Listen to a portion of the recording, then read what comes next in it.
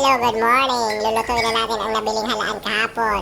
May mga ingredients tayo dito na bawang, sibuyas, luya, malunggay, at yung bell pepper, dahon ng sibuyas, yung kusa na yan, kamatis, at ang main ingredient syempre, ang halaan.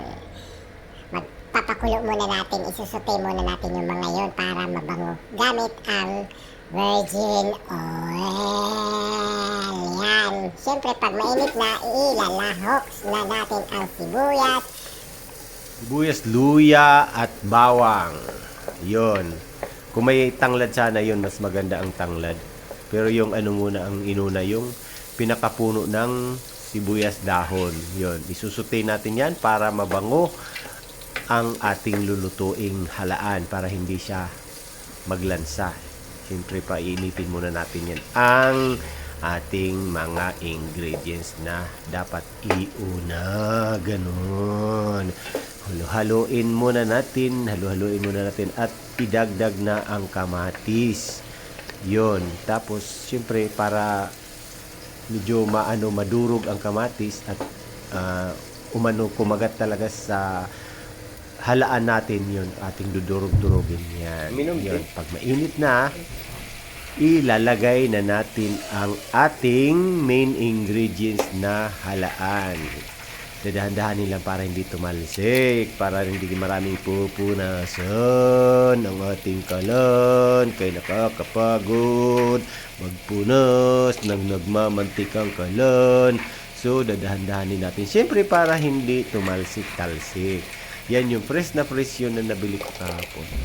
Malagsim ang sabaw niya kung sa waray-waray. Yun, halaan. Tapos, pero ang tawag namin yan sa amin sa barinday. Iba ba yung barinday?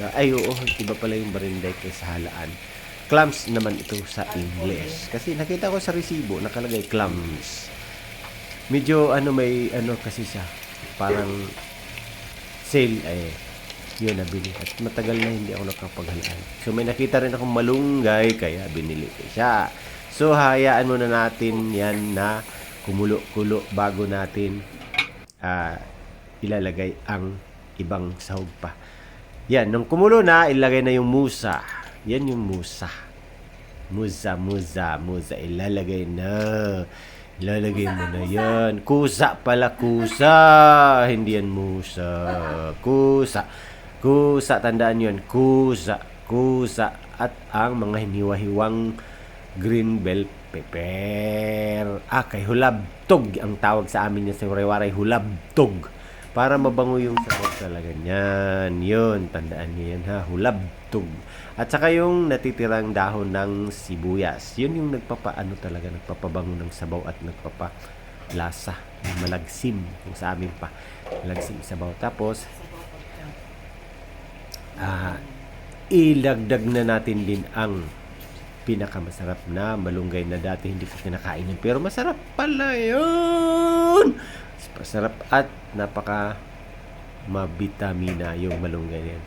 Sa bagay, may kwento ako sa malunggay na yun dati. Pag na-assign akong mahugas, tapos ang ulam namin malunggay, pag natuyo na didikit sa pinggan, nakakainis maghugas. Ngayon, sasabawan na natin siya. Pagkatapos nun kumulo pinakulo muna bago ilagay ang tubig. So, yan, nalagyan na ng tubig.